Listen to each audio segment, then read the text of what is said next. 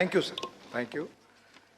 माननीय वी विजयसाई रेड्डी, माननीय V Vijayasai Reddy not present. माननीय संजय सिंह प्लीज। धन्यवाद मान्यवर, आपने मुझे महामहिम राष्ट्रपति के अभिभाषण पर अपनी बात कहने का मौका दिया।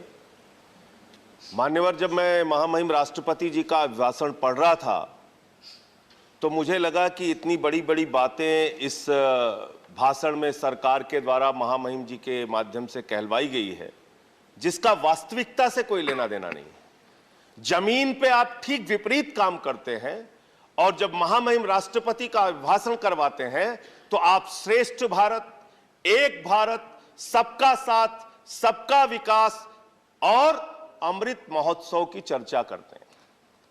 माननीय, मैं बड़ी विनम्रता पूर्वक आपके सामने सरकार से पूछना चाहता हूं, आप देश के महापुरुषों को याद कर रहे हैं, बहुत अच्छी बात है, याद कीजिए, लेकिन आजादी के 75वें अमृत महोत्सव में, आजादी के 75 वर्ष पूरे होने पर अगर महामहिम राष्ट्रपति के अभिभाषण में गांधी जी की भी चर्चा कर देते तो आपको शर्मिंदा होना पड़ता, आपका सर शर्म से झुक जाता।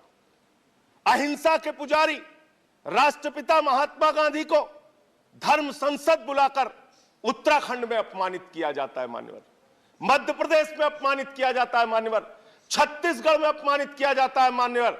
मैं कहना चाहता हूं, अगर यह सरकार गोडसे की विचारधारा पर चल रही है तो मुझे कुछ नहीं कहना, लेकिन अगर गांधी के प्रति जरा भी सम्मान है तो उन लोगों के खिलाफ मुकदमे दर्ज करके उनको जेल के सीखचों के पीछे डालना चाहिए। यह राष्ट्रद्रोह है मान्यवर। बापू का अपमान हो रहा है। दुनिया के किसी देश में चले जाइए, आप कहते हैं हम भारत से आए, लोग कहते हैं गांधी जी के देश से आए। उस महात्मा गांधी का अपमान इस देश में हो रहा है मान्यवर, आजादी के 75वें साल में, और सरकार खामोश, प्रधानमंत्री जी खामोश, कोई उसकी चर्चा नहीं करते, क्योंकि कहीं ना कहीं भारतीय जनता पार्टी जिस विचारधारा से आती है वो विचारधारा गोडसे को महिमा मंडित करने की विचारधारा है, गांधी के विपरीत काम करने वाली विचारधारा है। दूसरी बात मान्यवर, सबका साथ सबका विकास का जिक्र किया गया।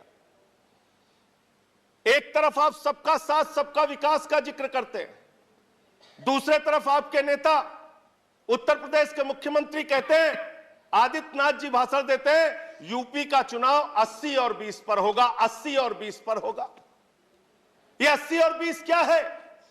मैं आपसे पूछना चाहता हूं बड़ी विनम्रता पूर्वक, वो कोरोना की महामारी में जो लाखों लोग मारे गए वो 80 में आते हैं कि 20 में आते हैं? वो किसान जो 1 साल तक सड़कों पर बैठा रहा, 750 किसान शहीद हो गए, वो 80 में आते हैं या 20 में आते हैं? वो खुशी दुबे उत्तर प्रदेश की बेटी जो 1.5 साल से जेल में सड़ रही है, वो प्रभात मिश्रा जिसका फर्जी इनकाउंटर हो गया, वो हाथरस की बेटी जिसको रात में 2 बजे जला दिया गया, वो नौजवान जो लाठियों से पीटे जाते हैं मान्यवर, वो 80 में आते हैं या 20 में आते हैं? ये 80 और 20 में हिंदुस्तान को बांटना बंद करो, गरीब बच्चों के फीस पे चर्चा करो, तरक्की पर चर्चा करो। आप किस ओर हिंदुस्तान को लेकर जाना चाहते हैं? क्या आप करना चाहते हैं? आपने श्रेष्ठ भारत कहा, 17वें पॉइंट को मैं पढ़ रहा था मानो, श्रेष्ठ भारत, और इस श्रेष्ठ भारत के साथ आप क्या कर रहे हैं? माननीय गृह मंत्री जी बयान देते हैं मुजफ्फरनगर में जाके, दंगे याद है ना? हाँ, 4 मिनट बोल चुके हैं मान्यवर, प्लीज। जिसके एक मेंबर है, जिसके एक मेंबर है, एज पर रूल्स जा रहा हूं, please, as per rules, 10 as per rules, नहीं, मेरे साथ न्याय कीजिए सर। एज पर रूल्स, मैंने आपका नाम लेट से आया, मैं आपको अवसर दे रहा हूं। एक मेंबर है, अगर आप नहीं, अगर आप, मैं उस पर बहस नहीं करना चाहता, मैं रूल्स के अनुसार आपको मौका दे रहा हूं, नहीं तो मैं दूसरे किसी को आमंत्रित करूंगा। 2 मिनट में करें आपको ऑलरेडी 4 मिनट बोल चुके हैं, प्लीज।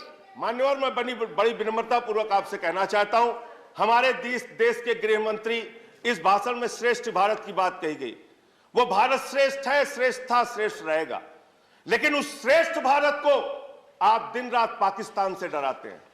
बिहार का चुनाव होता है, पाकिस्तान से डराते हैं, यूपी का चुनाव होता है, पाकिस्तान से डराते हैं। पंजाब का चुनाव होता है, पाकिस्तान से डराते हैं। अरे पाकिस्तान से डराना बंद करो। हम 130 करोड़ हिंदुस्तानी हैं, हम किसी पाकिस्तान से नहीं डरते। अगर भाजपा के लोगों को डर लगता है तो चुनाव प्रचार में निकलना बंद कर दीजिए, लेकिन पाकिस्तान की चर्चा चुनाव में मत कीजिए। मान्यवर, मैं पूरा भाषण पढ़ रहा था, किसानों का जिक्र आया, गरीब कल्याण योजना का जिक्र आया, आपने उसका बजट न्यूनतम कर दिया। इसका मतलब मार्च तक गरीबों को मुफ्त राशन मिलेगा। चुनाव खत्म, गरीब राशन की योजना खत्म। यह है आपकी योजना।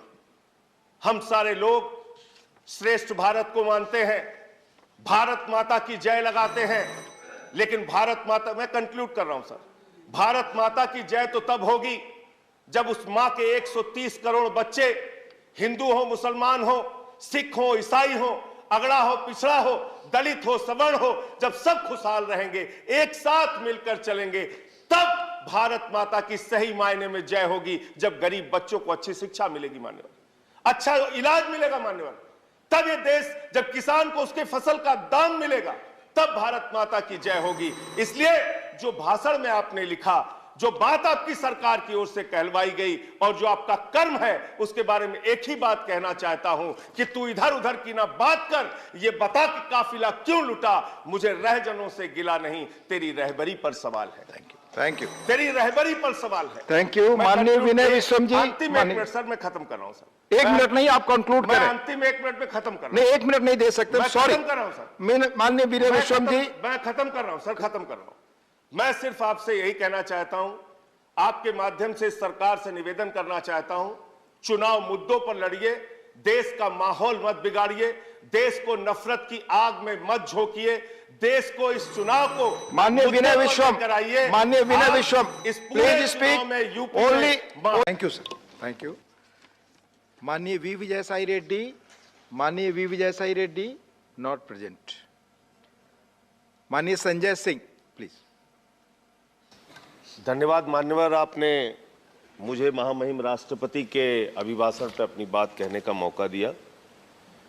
मान्यवर, जब मैं महामहिम राष्ट्रपति जी का अभिभाषण पढ़ रहा था तो मुझे लगा कि इतनी बड़ी बड़ी बातें इस भाषण में सरकार के द्वारा महामहिम जी के माध्यम से कहलवाई गई है, जिसका वास्तविकता से कोई लेना देना नहीं है। जमीन पे आप ठीक विपरीत काम करते हैं, और जब महामहिम राष्ट्रपति का अभिभाषण करवाते हैं तो आप श्रेष्ठ भारत, एक भारत, सबका साथ, सबका विकास और अमृत महोत्सव की चर्चा करते हैं। माननीय, मैं बड़ी विनम्रता पूर्वक आपके सामने सरकार से पूछना चाहता हूं, आप देश के महापुरुषों को याद कर रहे हैं, बहुत अच्छी बात है, याद कीजिए, लेकिन आजादी के 75वें अमृत महोत्सव में, आजादी के 75 वर्ष पूरे होने पर अगर महामहिम राष्ट्रपति के अभिभाषण में गांधी जी